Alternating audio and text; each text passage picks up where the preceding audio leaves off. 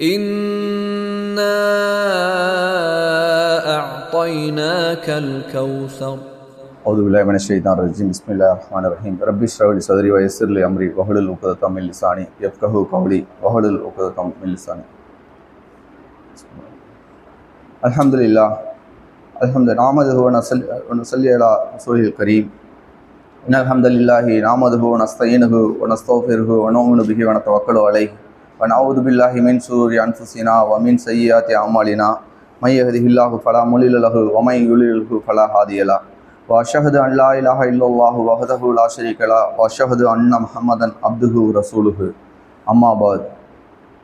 يا أيها الناس اتقوا ربكم الذي خلقكم من نفس واحدة وخلق منها زوجها وبث منهما رجالا كثيرا ونساء واتقوا الله الذي تساءلون به والأرحام إن الله كان عليكم رقيبا. إن أصدق الحديث كتاب الله وأحسن الهدي هدي محمد صلى الله عليه وسلم وشر الأمور محدثاتها وكل محدثة بدعة وكل بدعة ضلالة وكل ضلالة في النار. அன்பிற்கும் பண்பிற்கும் பாசத்திற்கும் உரிய எல்லாம் உள்ள அல்லாஹ் ஜல்லஷானஹு தஆலாவின் நல்லடியார்களே, அல்லாஹ் நம் மீது கடமையாக்கிய இந்த ஜும்மா என்னும் ஒரு சிறந்த நாளை அவனுடைய தூதரும் காட்டி தந்த வழியிலே கொண்டாடி அதனுடைய பலனை அனுபவிக்கும் பொருட்டு நாம் இங்கெல்லாம் அமர்ந்திருக்கிறோம். இப்போ இந்த ஜும்மாவில் நம்ம எடுத்திருக்க தலைப்பு என்ன அப்படின்னா, இஸ்லாம் கூறும் மனித உரிமைகள். அதில் ஒரு சின்ன பாட்டு மட்டும். இஸ்லாம் எல்லா மனுஷனுக்கும் ஒரு உரிமையை கொடுத்துருக்கு. இந்த உலகத்தில் படைத்த எல்லா படைப்புகளுக்கும் உரிமை கொடுத்துருக்கு. அதில் மனித சமூகத்துக்கும் சில உரிமைகள், அவங்கவுங்களுக்கான உரிமைகளை கொடுத்துருக்கு. அந்த உரிமைகள் பட்டியலிட்டேன்னா அது தொடர்ந்து போகும். நிறைய உரிமைகள் இருக்குது. அந்த உரிமைகளில் முதலாக இன்னைக்கு சமூகத்தில் எல்லாத்துலேயும் ஒரு மாயையாக ஒரு பேசுபொருள் ஆகிட்டு இருக்க ஒரு விஷயம்தான் சமூக நீதி. இந்த சமூக நீதி இப்போ ஏன் பேசணும் அப்படின்னா, இதை இப்போ பேசி தான் ஆகணும். இந்த சமூக நீதியை பேசுறதுக்கு முன்னாடி உங்களுக்கு ஒரு கதையை மட்டும் சொல்லிடுறேன். அதுக்கப்புறம் அந்த கதைக்கான விளக்கத்தை அப்புறம் சொல்லுவோம். ஒரு ஒரு கல்லூரியோட வளாகத்தில் அங்கே தங்கி படிக்கிற மாணவர்கள் ஒரு 20 பேர் என்ன செஞ்சாங்கன்னா, அங்கே தொடர்ந்து காலையில் டிஃபனாக அதிகமான நாட்களில் உப்புமா போடுறாங்க. உப்புமா போட்டால் அவங்க எல்லாத்துக்கும் உப்புமா பிடிக்கல. உப்புமாவே சாப்பிட்டு போர் அடிச்சிருச்சு. ஒரு நாள் வராரு, ஹாஸ்டல் வார்டன் வராரு. வரும்போது சொல்கிறாங்க, எங்களுக்கு இந்த காலேஜில் டெய்லி நீங்கள் உப்புமா போடுறீங்க, எனக்கு உப்புமா பிடிக்கல அப்படின்னு இருக்கிறாங்க. 20 பேரில் எல்லாம் உப்புமா பிடிக்கல அப்படின்னு நிறைய பேர் சொன்னதுக்கப்புறம், சரி உப்புமா பிடிக்கல வேறு என்ன போடலாம் அப்படின்னு கேட்கும்போது, அப்போ அதுக்கு எல்லாரும் கூச்சலிட்டோன்னா சொன்னாங்க, அப்போ மீதி எல்லாம் என்னென்ன போடலாம் அப்படின்னு சொல்லுங்கள். அப்படிங்கும்போது 2 பேர் பூரி சொன்னாங்க, 3 பேர் வேறு வெரைட்டி ரைஸ் சொன்னாங்க. இப்படி எல்லாரும் சொல்லும்போது திருப்பி 8 பேர் உப்புமா வேணும்னு சொல்லியிருக்காங்க. சரிங்களா? கடைசியாக அந்த உப்புமா தான் ஜெயிச்சிச்சான். 12 பேர் உப்புமா வேணான்னு சொன்னாங்க, அவங்க தோத்துருச்சு. 8 பேர் உப்புமா வேணும்னு சொன்னாங்க, இந்த உப்புமா தான் திருப்பி ஜெயிச்சிச்சு. அதனால் பெரும்பான்மையாக இருக்கிறாங்கன்றதா திருப்பி தொடர்ந்து உப்புமாவே போடுறாங்க. இந்த கதை அப்படியே இருக்கட்டும். இந்த சமூக நீதி நம்ம எல்லாம் சொல்லிட்டு நம்மளும் இவங்க தான் சமூக நீதியை கொடுக்குறாங்க, அவங்க தான் சமூக நீதியை கொடுக்குறாங்க அப்படின்னு தெரிஞ்சோ தெரியாமலோ எல்லாருக்கும் நம்ம சப்போர்ட் பண்ணிட்டு இருக்கோம். முகநூல், வாட்ஸ்அப் குழுவான், மற்ற மாதிரி நம்ம பேசும்போது சமூக நீதி பேசிட்டு இருக்கோம். நமக்கு உண்மையான சமூக நீதி என்ன, நம்ம மார்க்கம் கொடுத்த சமூக நீதி என்ன, நம்ம மார்க்கத்தின் பொருட்டு அவங்களை அழைத்தா எப்படி சமூக நீதி வரும்னு நம்ம முதல்ல தெரிஞ்சுக்கணும். இஸ்லாம் சமூக நீதியை எப்படி சொல்லியிருக்கு அப்படின்னா, ஹஜ்ஜத்துல் விதாவில் ரசூல் ஸல்லல்லாஹு அலைஹி வஸல்லம் அரஃபாவோட நாளில் அவங்களை எப்படி கூப்பிட்டு வச்சு எப்படி சொன்னச்சு சமூக நீதியை. அதுக்கான உதாரணம், எல்லாரும் வெள்ளை வெளியேறுன்னு ஒரு ஆடை உடுத்தி அந்த அரஃபாவில் பணக்காரர்கள் மட்டுமே தான் அரஃபாவில் இருக்கணும், இல்லாதவங்களாம் முஸ்தலிஃபாவில் இருக்கணும் அப்படின்னு ஒரு காலம் இருந்துச்சு. அவங்க இப்ராஹிம் நபி காலத்துல ஹஜ்ஜி வேற வகையில் செஞ்சுட்டு இருந்தாங்க. அந்த வகையில் இருந்ததை எல்லாரும் நீங்க அரஃபாக்குவாங்க, அல் ஹஜ்ஜு அல் அரஃபா, அந்த ஹஜ்ஜு தான் அரஃபா, நீ ஹஜ்ஜுக்கு வரல, அரஃபாக்கு வரலன்னா ஹஜ்ஜே இல்லை அப்படின்னு ஒரு சட்டத்தை கொண்டு அந்த இடத்துல ரசூல் ஸல்லல்லாஹு அலைஹி வஸல்லம் இறுதி பேருரையில எப்படி சொல்றாங்க. இப்ப நம்ம எல்லாம் சொல்லிட்டு இருக்கல, எல்லாரும் ஒண்ணு, உனக்கு 10 மாசம், நீயும் 10 மாசம், நானும் 10 மாசங்கிறால, இன்னொரு விலங்கு 10 மாசம், அதுவும் நம்மளும் ஒன்னா அப்படிலாம் இஸ்லாம் சொல்லவே இல்லை. இஸ்லாம் அடிப்படையே ஒன்று தவிர்த்துச்சு. உன்னை படைத்த இறைவனும் என்னை படைத்த இறைவனும் எல்லாத்தையும் படைத்த இறைவன் ஒரே ஒரு இறைவன். நம்ம எல்லாம் ஒருத்தன் தான்டா படைச்சான். ஃபர்ஸ்ட் கொள்கையை அதான் சொல்லுது, லா இலாஹ இல்லல்லாஹ் முஹம்மது ரசூலுல்லாஹ். ரசூல் ஸல்லல்லாஹு அலைஹி வஸல்லம் ஹஜ்ஜத்துல் விதால என்ன சொன்னாங்க, சமூக நீதிக்கு முதல் அடி அதுதான். இப்போ இங்க என்ன சொல்றாங்க, உன்னை ஒரு இறைவன் படைத்தான், அந்த ஒரு இறைவன் படைத்ததுல 4 பகுதியில் வேற இடத்துல இருந்து படைச்சான்.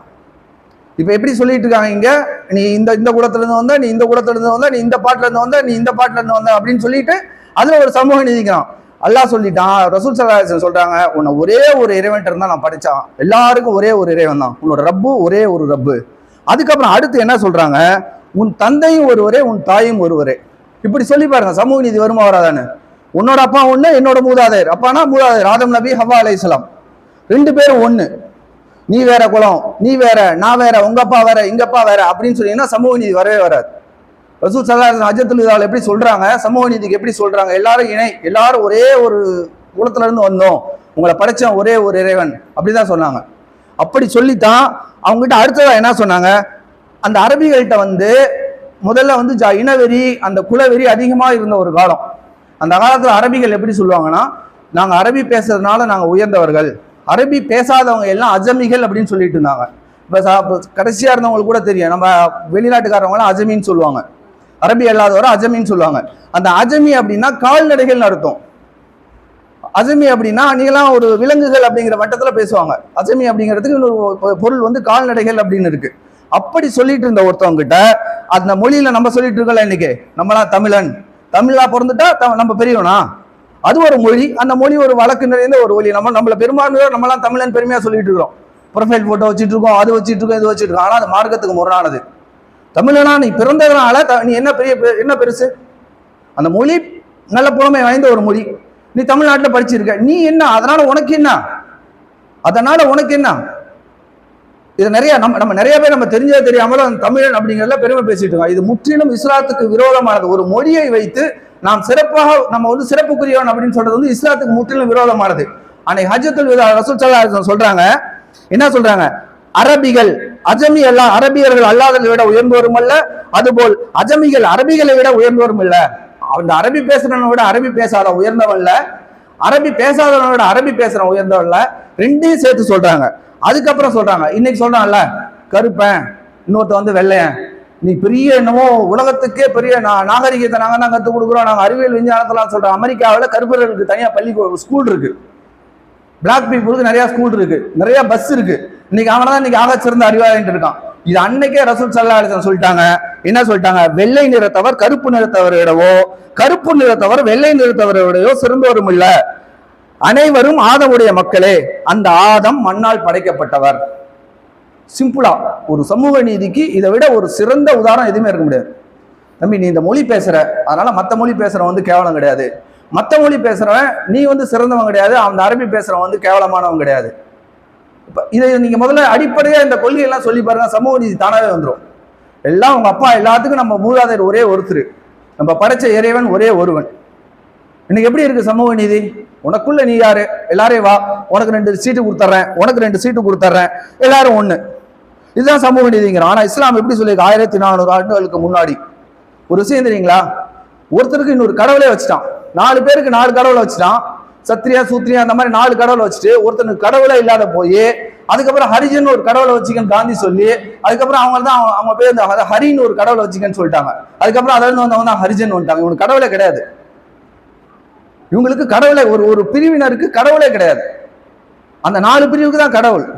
இந்த பஞ்சமன் அப்படின்னு சொல்றாங்கல்ல, இந்த 5வதா இருக்கிறாங்கல்ல, அவங்களுக்கு கடவுளே இல்லைன்னு அவங்களுக்கு ஒரு ஹரிஜன் வந்து ஹரியை நீ கடவுளா வச்சுக்க அப்படின்னு சொல்லி அவங்க வேற கடவுளே வச்சுட்டாங்க. இங்க இருந்து எங்க இருந்து சமூக நீதி வரும்? இதுக்கு நம்மளும் வந்து சமூக நீதி கொடுக்குற கட்சி நம்ம தெரிஞ்சோ தெரியாமல நம்மளாம் முட்டு கொடுத்துட்டு இருக்கிறோம், இந்த கட்சி தான் கொடுக்குது அப்படின்னு. சமூக நீதி எங்க இருந்து வரும்? அடுத்தது, மக்களை நன்றாக கவனத்துடன் கேட்டுக்கொள்ளுங்கள், ஏனெனில் அடுத்த வருடம் இதே நாளில் இதே இடத்தில் உங்கள் மத்தியில் நான் இருப்பேன் என்பது எனக்கு தெரியாது. ரசூல் ஸல்லல்லாஹு அலைஹி வஸல்லம் மறைமுகமா சொல்லியிருக்காங்க. இயல்பாகவும் இருக்கலாம், இது அடுத்த வருஷம் நான் உயிரோடு இருப்பனோ இல்லையோ தெரியாது, அதனால இதெல்லாம் நான் சொல்லிடுறப்பா அப்படிங்கிறாங்க. அடுத்து சொல்றாங்க பாருங்க, இந்த நாளும் இந்த மாதமும் இந்த நகரமும் பரிசுத்தமானவை, அதுபோலவே உங்களது உயிரும் உடமையும் கண்ணியமும் பரிசுத்தமானவையாகும். இறுதி நாள் வரை அவை பரிசுத்தமாக இருக்க வேண்டும், யாரும் அவற்றில் தலையிடவோ அபகரிக்கவோ கூடாது. இறைவனின் சமூகத்திலே இவற்றுக்கெல்லாம் நீங்கள் கண்காணிக்க வேண்டியது இருக்கும் என்பதை நினைவில் வைத்துக் கொள்ளுங்கள். உன்ன மாதிரி தான் அவன், உன்னோட உயிர் தான் அவன். அவனை கொண்டுட்டா சாதாரண உயிர், இவனை கொண்டுட்டா இவங்க கிடையாது. ஒரு நர்ஸு செத்து போயிட்டா அது நர்ஸோட உயிர், ஒரு சாதாரண ஆள் செத்து போயிட்டா நர்ஸ் எங்க வந்துச்சு? அன்னைக்கு நர்ஸ் ஹாஸ்பிட்டலில் சாவறப்ப நர்ஸ் எங்க வந்துச்சு? எல்லா உயிர் தான், எல்லா உயிர் தான். இஸ்லாம் சொல்லுது, உன்னோட உயிர் எப்படியோ, உன்னோட உடைமை எப்படியோ, உன்னுடைய பொருளாதாரம் எப்படியோ, அது எப்படி உனக்கு புனிதமானதோ, இந்த நகரம் எப்படி புனிதமானதோ, இந்த நாள் எப்படி, அந்த எப்படின்னா அந்த ஹஜ்ஜத்துல் விதால சொல்றாங்க, இந்த நகரம், இந்த மக்கா நகரம் எப்படி புனிதமானதோ, இந்த நாள் எப்படி புனிதமானதோ, இந்த மாதம் எப்படி புனிதமானதோ, அது மாதிரி அடுத்தவனோட உடைமை, உயிர், பொருளாதாரம் எல்லாமே அவங்கவுங்களுக்கானது, புனிதமானது. அதை நீங்க வந்து அடுத்தவங்க வந்து அவங்களோட ரைட்ஸ் இல்லாமல் எதுவுமே நீங்க வந்து செய்யக்கூடாது அப்படிங்கிறாங்க. அடுத்தது, இன்னொருத்தவங்க சொல்றாங்க, இப்ப நம்ம சமூக நீதினா அவங்கள வந்து ஒரு குற்ற பரம்பரையாவே ஆக்கிடுவாங்க. இவன்லாம் வந்து கொலகாரன், இவெல்லாம் இப்படி அப்படிங்கிறப்ப அடுத்து அடுத்து அதுக்கு வந்து சம்மட்டியடியா சொல்றாங்க, ஒருவர் குற்றம் செய்தால் அக்குற்றத்தின் தண்டனை அவரது குடும்பத்தினருக்கு அல்ல, அவருக்கே வழங்கப்படும். தந்தை தன் பிள்ளைக்கோ பிள்ளை தன் தந்தைக்கோ அநியாயம் செய்ய வேண்டாம். தந்தையின் குற்றத்திற்காக பிள்ளையோ பிள்ளையின் குற்றத்திற்காக தந்தையோ தண்டிக்கப்பட மாட்டாது. நீ குற்றம் செஞ்சுன்னா ஒண்ணுதான். இன்னைக்கு சந்தேகத்தின் அடிப்படையில் அப்பா தாத்தா பாட்டி வீட்டில் இருக்கவங்களாம் அள்ளிட்டு போய் ஜெயிலில் வச்சு எவ்வளோ பெரிய விஷயம் பண்றாங்க. சந்தேகத்தின் அடிப்படையில் இவங்களை கொண்டு போய் உண்மையை வாங்கணும்னு இஸ்லாம் அதை சொல்லவே இல்லை. இஸ்லாம் குற்ற வழக்குலையும் சரி, எல்லா விஷயத்திலையும் சரி, நீ தண்டிச்சு நீ தப்பு செஞ்சா உனக்கு தான். இன்னைக்கு வந்து சந்தேகன்ற அடிப்படையில் ஒரு குற்றவாளிகளுக்கு தெரிஞ்சோ தெரியாமல் அவங்க அப்பால எல்லாரோட தாய் தாப்பான எல்லாரும் விரும்பவே மாட்டாங்க தன்னோட குழந்தையோ தன்னோட சொந்தக்காரங்களோ குற்றம் செய்யறத. எவ்வளவு பேர் அநீதிக்கு உள்ளாக்கப்படுறாங்க. இது சமூக நீதியா? இது வந்து அப்படி இப்படி இருக்கிற ஒரு விஷயமா இது? அடுத்தது அதே மாதிரி அக்காலகட்டத்தில் இஸ்லாத்திற்கு முன் ஏற்பட்ட கொலைகளுக்கும் கொடுஞ்செயல்களுக்கும் பழிவாங்கும் உரிமை இன்று முதல் ரத்து செய்யப்பட்டு விட்டது. முதலாவது, எனது குடும்பத்தை சார்ந்த ரபி இப்னு ஹாரிஸின் கொலைக்கு பழிவாங்குவதை நான் மனப்பூர்வமாக நிறுத்திவிட்டேன். அப்போ வந்து எப்படின்னா பரம்பரையா கொலை செய்வாங்க. என்னால் ஒருத்த கொலை செஞ்சுட்டா என்னால் முடியல அப்படின்னா நான் என்னோட சந்ததி அறியாமை காலத்தில் என்னோட சந்ததியினருக்கு வந்து அவங்க வந்து எங்கள் அப்பா கொண்டுட்டாங்க, நீ எப்படி இருந்தாலும் உன்னால் வாய்ப்பு கிடைக்கிறப்ப கொண்டுன்னு சொல்லுவாங்க.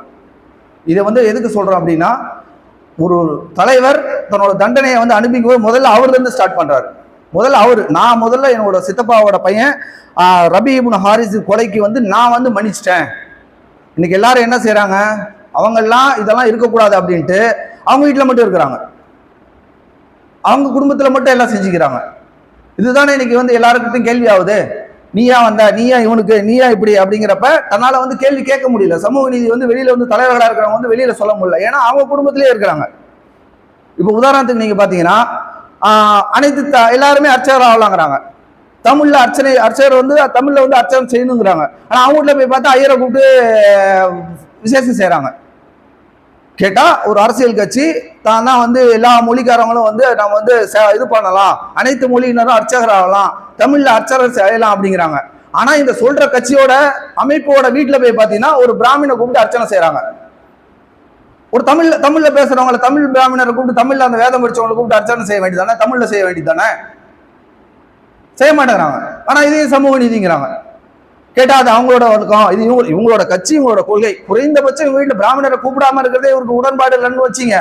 அட்லீஸ்ட் கூப்பிட்டாலும் ஒரு தமிழ்யாவது ஒரு வந்து அர்ச்சனை செய்ய வேண்டியதானே. எப்படி வரும்?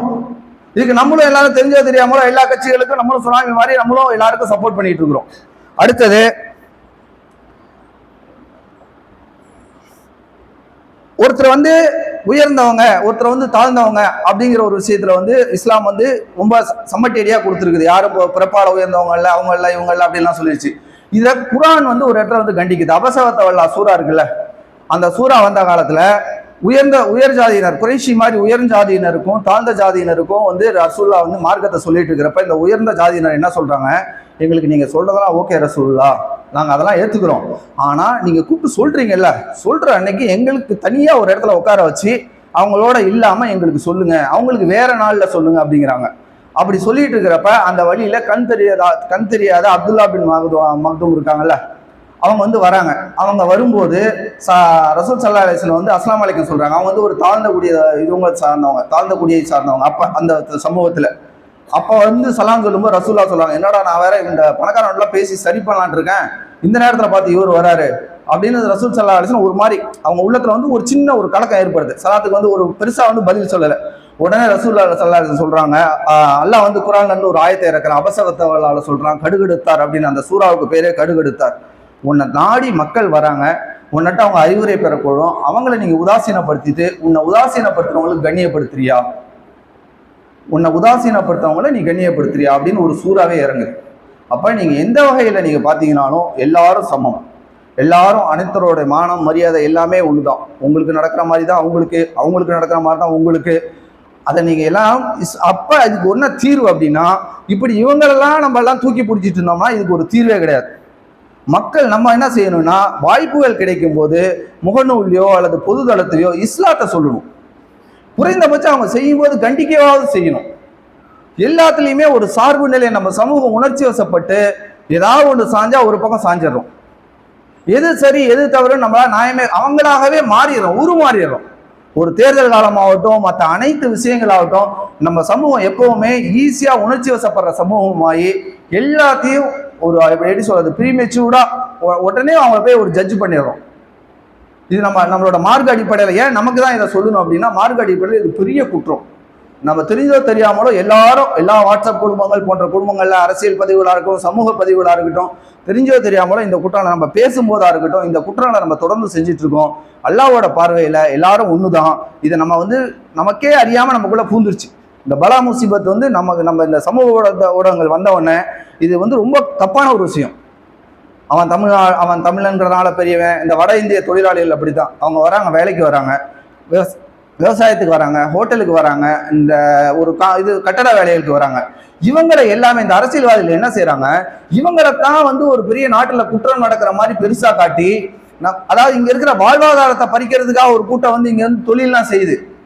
அந்த சேட்டு சமூகம், மார்வாடி சமூகம்னு அவங்க இங்க இருக்கிற பொருளாதாரத்தை இங்க என்ன சொல்றது ப்ரீ பிளான்டா மைக்ரேட் பண்ணி அவங்களுக்கு ஜிஎஸ்டி போன்ற விஷயங்கள் எல்லாம் ரொம்ப லிபரல் ஆக்கி அவங்களை இங்கிருந்து பொருளாதார சூழ்நிலை நடத்துறவங்களை அரசியல்வாதிகள் விட்டுட்டு கூலிக்காக வராங்கல்ல. இப்ப நம்ம எப்படி மலேசியாவுக்கு போறோம், சவுதி அரேபியாவுக்கு போறோம், கூட்டம் போனோம், ஒரு காலத்துல பெருக்க போனோம், ஒரு ஹாஸ்பிட்டலுக்கு போனோம், ஏதோ ஒரு இடத்துக்கு ஒரு கீழ்நிலையான வேலைகளுக்கு படிக்காத காலத்துல போனோம். நம்மள போய் அந்த நாட்டுல போய் பெரிய பிரச்சனை அப்படின்னு சொன்னா நமக்கு எப்படி வலிக்கும்? அப்படிதானே இருந்தோம் நம்ம எல்லா நாடுகளும் முன்னாடி. இப்பதானே படித்து எல்லாம் பெரிய பெரிய பதவி, ஓரளவுக்கு ஒரு பதவிகளுக்கு போயிட்டு இருக்கோம். இதுக்கு முன்னாடி இங்க இருந்து போனவங்க எல்லாம் ஒரு விளிம்பு நிலையில இருக்க வேலைகளுக்கு தானே போனவங்க. அப்ப அவங்களெல்லாம் சொன்னா இன்னைக்கு அப்படித்தான் வட இந்தியர்கள் மேல எல்லாரும் அப்படி சொல்லி, அவன் இன்னைக்கு இங்க இல்லைன்னா இன்னொரு கேரளா ஒரு சம்பளம் அதிகமாக கொடுத்தா இன்னைக்கு நைட்டே ஓடி போயிடுவான். இன்னைக்கு நைட்டே குடும்பத்தோட போயிடும் அவர் 2000 ரூபாய் அதிகமாக குடிச்சா. ஆனா இங்க அரசியல்வாதிகள் திட்டமிட்டு வேற மாநிலத்திலிருந்து இங்க கொண்டு இங்க இருக்க பொருளாதாரத்தை சிதைக்குன்னு சொல்றவங்களாம் விட்டுட்டு அவங்கள தான் அரசியல்வாதிகள் காட்டுறாங்க, செய்தி ஊடகங்கள் காட்டுது. இதை நம்மளுமே அப்படியே கொண்டு போய் என்ன செஞ்சிடறோம், பண்ணிடுறோம். இது அதான் சொல்றேன்ல, இப்ப இந்த எப்படி சொல்றாங்க, இந்த ரூட் மாஃபியா அப்படின்னு சொல்றாங்கல்ல, சில விஷயங்களை நம்ம தெரிஞ்சே ஆகணும். என்ன நடக்குது நம்மளை சுத்திங்கிறது அறிவாத சமூகமா நம்ம சமூகம் இருக்கணும். எதுக்கு உணர்ச்சி வசப்படாம அது என்ன, அதுல உண்மை இருக்கா பொய் இருக்கா அப்படின்னு எதையுமே கேட்காம திட்டமிட்டு நடந்திருக்கு.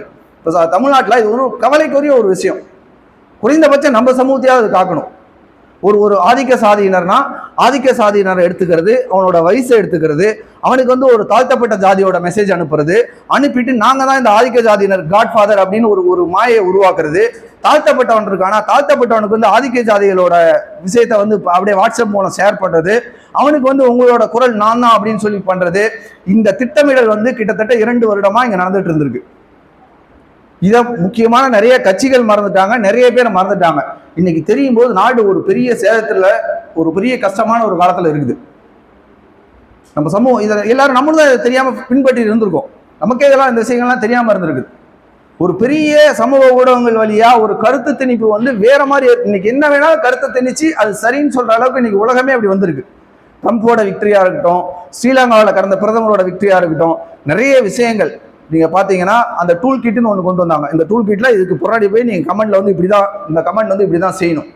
இதெல்லாம் நீங்க கட்டாயம் தெரிஞ்சுக்கணும். படித்த பிள்ளைகள் அந்த சமூக வலைதளங்களை பயன்படுத்துறவங்க கட்டாயம் தெரிஞ்சுக்கணும். இந்த tool kit, root mafia, social engineering, இந்த மாதிரி விஷயங்கள்லாம் நிறைய தெரிஞ்சுக்கணும்.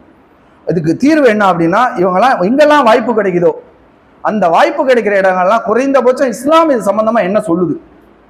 ரொம்ப இன்னைக்கு ஒரு குழப்பமான ஒரு சூழல்ல இஸ்லாமிய சமூகம் வாழ்ந்துட்டு இருக்கு. சமூகம் எங்க கேட்டாலும் அவன் வந்துருவான், அவன் அவனை இப்படி ஆக்கிடுவான், இவன் வந்துருவான், இவன் அவனை இப்படி ஆக்கிடுவான். ஒரு தலித் தலைவர் சிஎம் ஆகிறதுக்கு இன்னைய வரைக்கும் முடியல.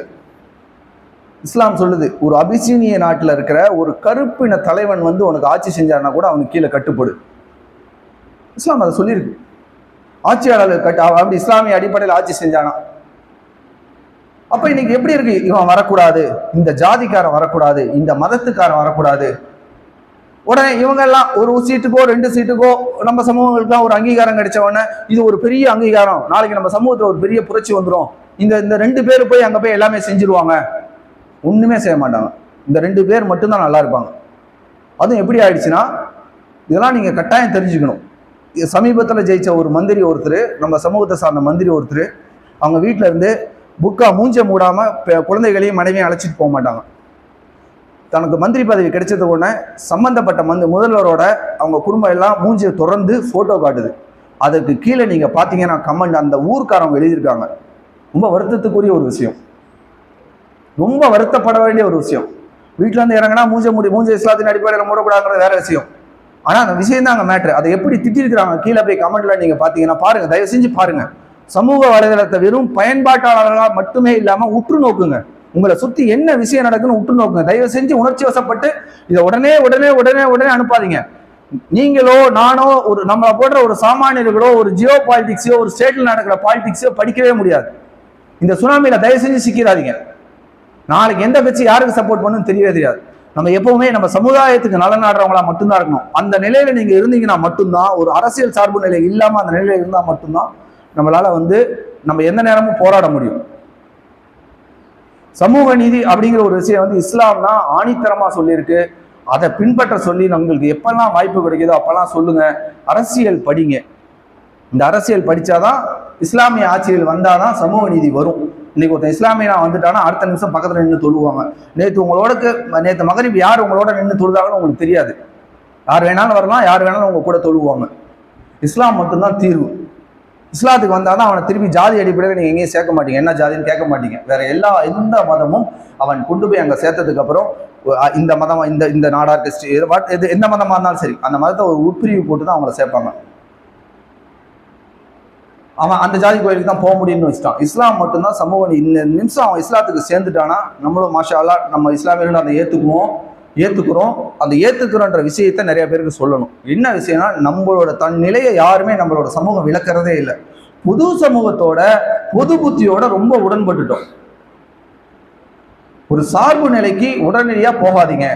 இது நம்ம அல்லாஹ்வின் புறத்துல நம்ம குற்றவாளி ஆயிருவோம். எப்பெல்லாம் வாய்ப்பு கிடைக்குதோ மக்கள் எல்லாம் நீங்க எல்லாம் ஒண்ணுன்னு சொல்லி அலைங்க. இஸ்லாத்தின் பக்கம் அவங்களை தாவா செய்யுங்க. தயவு செஞ்சு நம்ம இதெல்லாம் ஒரு தாவா களமா பயன்படுத்தலாம். ஒரு வாய்ப்பு இருக்கும் போது இப்படி வந்துச்சு, இஸ்லாம் இதுதான் தீர்வு அப்படின்னா குறைந்தபட்சம் அதை சொல்லலாம். ஒரு குடியை பத்தி சொல்லுது, இஸ்லாம் கொஞ்சமா குடிச்சாலும் சரி நிறையா குடிச்சாலும் சரி, இந்த பாட்டிலுக்கு 10 ரூபாங்கிறதெல்லாம் இந்த கதையில இஸ்லாம் இதை அப்பயே சொல்லியிருக்கடா. எப்படிடா அவன் சாராயம் எல்லாம் வச்சிருந்தப்ப எப்படி அழிச்சிச்சு, அதை எப்படி ஒரு இரவுல சாராயத்தை அழிச்சது எப்படி, இந்த விஷயங்கள்லாம் மக்கள்கிட்ட கொண்டு செல்லுங்க. பொது சமூகத்தில் இருக்கிறப்ப ரொம்ப கவனமா இருங்க. நம்மளோட ஒவ்வொரு கருத்துக்களும் பதிவு செய்யறோம். நம்மளோட சொந்த ஐடி ஃபோன் புக்கை போட்டு நம்ம பதிவு செய்யறோம். இது நம்மளோட சார்பு நிலையை ரொம்ப நமக்கு என்னன்னா சமூகத்தையே குற்றம் சொல்றாங்க. சமூகமே இப்ப நம்ம செய்யற ஒவ்வொரு விஷயமும் நம்ம சமூகத்தை பாதிக்குது. மற்ற சமூகத்துக்கு அப்படி சொல்ல மாட்டாங்க. எல்லாத்துலயும் இருக்கிறாங்க. அவனுக்கு ப்ரொடெக்ட் பண்ண 2 பேர் இருக்கிறாங்க. நம்ம சமூகத்துக்கு நம்ம அப்படியான ஆளுமை கொண்ட தலைவர்களும் இல்லை. நம்ம சமூகத்தை ப்ரொடெக்ட் பண்றதுக்கு வேற யாரும் இல்லை. நம்ம இறைவனை மட்டும் தான் நாடணும். இறைவன் புறத்துல தான் உதவி தேடணும். அதுக்கு என்ன வழி அப்படின்னா, நம்ம சார்பு நிலை இல்லாம இருக்கிறோம். ஒரு ஓட்டுக்கு காசோ அவன்கிட்ட போய் என்ன போய் சமூக நீதியை பேசுவீங்க? ரொம்ப வருத்தத்துக்குரிய விஷயம். நம்ம ஏரியாவில் நம்ம ஆளுங்க காசு வாங்கியிருக்காங்கன்னு சொல்றாங்க. கான்ஃபிடன்ட் நாங்கள் போய் சொல்றோம் வாங்கியிருக்க மாட்டாங்கன்னு. கேட்டால் அந்த காசு வேற எவனுக்காவது போகுது. வட்டி வாங்கிக்கிறோமா அப்படியே நம்ம பேங்க்ல நம்ம வட்டி வாங்கக்கூடாதுன்னு சொல்லிட்டு உங்க பேர்லேயே பேங்க்ல போடாதீங்க, உங்க பேர்லேயே வர வைக்காதீங்க. உங்க பேர்ல ஒரு 10 நன்மையை போட்டுட்டு 10 தீமையை போட்டுட்டு 2 நன்மை அவங்களுக்கு டேலி ஆயிருமா? உங்களோட பேலன்ஸ் ஷீட் டேலி ஆயிருமா? அவங்ககிட்ட என்னத்தை போய் பேசுவீங்க? நாங்க சமம்னு என்னத்தை போய் பேசுவீங்க? ஓட்டுக்கு காசு வாங்கியிருக்கு நம்ம சமூகம். மற்ற இடங்கள்லாம் விடுங்க, நம்மளை சுத்தி இருக்கிற இடங்கள்லயே வாங்கியிருக்கிறாங்க. எல்லாம் கேட்கும்போது ரொம்ப கஷ்டமா இருக்கு. அதனால இஸ்லாத்து நம்ம வாழ்ந்து காட்டி வாழ்க்கை நெறியில தான் இஸ்லாத்துக்கு மக்களை அழைக்க முடியும். மனித உரிமைகள்ல மக்கள்கிட்ட எடுத்து சொல்லுவேன், தம்பி நீயும் ஒண்ணுதான் நானும் ஒண்ணுதான், நம்மளாம் பெரியவங்க எல்லாம் கிடையாது. இங்க பாரு, இங்க கூட்டுறவங்க வராங்க, கால் செருப்பை கழட்டி போட்டு காசு வாங்குறாங்க. அதுல ஸ்டார்ட் பண்ணுங்க. அப்பெல்லாம் ஒண்ணும் இல்லம்மா, செருப்பு போடுங்கம்மா, அப்பெல்லாம் இஸ்லாம் சொல்லலம்மா. வாய்ப்பு கிடைக்கிறப்பெல்லாம் இஸ்லாத்தை சொல்லுங்க. இன்ஷா அல்லாஹ் வல்ல ரஹ்மான் உங்களுக்கும் எனக்கும் மற்றவர்கிட்ட தாவா செய்கிற வாய்ப்பை ஏற்படுத்தி உண்மையான சமூக நீதி பக்கம் மக்களை அழைக்கக்கூடிய நன்மக்களாக ஆக்கி அருள்வானாக. வாழ்த்துவானா.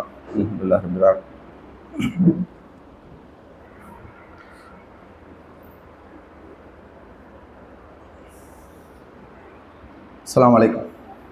அடுத்து இப்போ பள்ளிகளுக்கான காலம். பள்ளிகளை பொறுத்தளவுக்கு திரும்பி அதுதான், நம்ம சமூகமாக வாழ்கிறோம். சமூகமாக வாழ்கிறோன்னா சமூகத்தில் வேற ஒரு கடமைகள் இருக்குது. நம்ம குழந்தைகளுக்கு பெரிய கடுமையான பொருளாதார நெருக்கடிகளுக்கு இடையில மக்கள் குழந்தைகளை படிக்க வைக்கிறாங்க.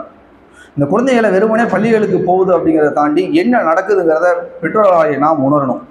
ஒரு குழந்தை எல்கேஜி யூகேஜிலேருந்து 12வது வரைக்கும் இங்கிலீஷ் மீடியம் படிச்சுட்டு அந்த குழந்தையால் 14 வருஷம் தான் படித்த மொழியில் ஒரு 5 வரி சொந்தமாக எழுத முடியல. வீட்டில் காலையில் இருந்துச்சு என்ன வேலை செஞ்சேன்ற ஒரு 5 டாஸ்க்கு சொந்தமாக ஆங்கிலத்தில் எழுத முடியலன்னா நம்மளோட படிப்போட கேவலத்தை நீங்கள் யோசிச்சிங்க. இது கேவலம் தான் சொல்லணும். 14 வருடங்கள் குழந்தை ஆங்கில மீடியம் இந்த பக்கத்தில் ஊருக்கு 30 கிலோமீட்டர் 40 கிலோமீட்டர் எனக்கும் சேர்ந்து நான் அதை சொல்லிக்கிறேன்.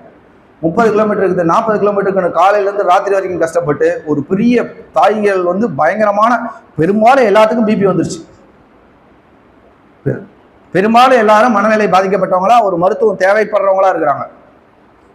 காலையில் நடக்கிற என்னன்னா போட்டி உலகத்தில் வாழ்கிறோம். அந்த பையன் படிச்சுட்டான், இந்த பையன் படிச்சுட்டான், இந்த பையன் படிக்கணும், அந்த பையன் படிக்கணும்.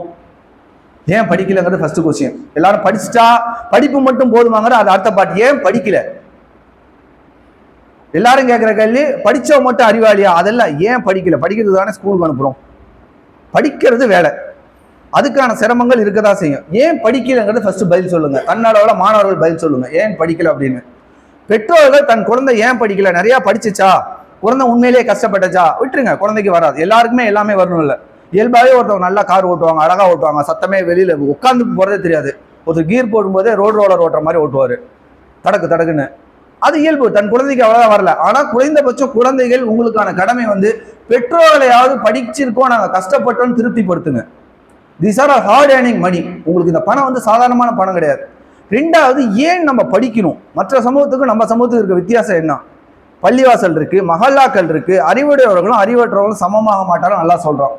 ஆனாலும் அல்லாஹ்வை அஞ்சோர் அறிவுடையவர்கள். எந்த படிப்பு நீங்க படிச்சாலும் அல்லாஹ் அஞ்சணும், அதுதான் சிறந்தது. அது மாற்று கருத்து இல்லை. கல்வியில பயனுள்ள கல்வி, பயனற்ற கல்வி தான். மார்க்க கல்வி, உலக கல்விலாம் அப்படிலாம் ஒன்றும் கிடையாது. ரெண்டு கல்வியும் தேவை. நீ நல்லவனா வாழ்றதுக்கு மார்க்க கல்வி கட்டாயம் தேவை, அறிவுடையவனா வர்றதுக்கு உலக கல்வி தேவை. சரிங்களா? அதுல நல்ல கல்வி, இந்த கல்வியா அந்த கல்வியான்னு இல்லை. அடுத்ததா பேசுவோம். உலக கல்விக்கு மார்க்க கல்விக்கு நம்ம எப்படி இம்பார்ட்டன்ஸ் கொடுக்குறோன்னு. படிக்கிறப்ப படிங்க, நமக்கு அதுதான் வேலைகள்.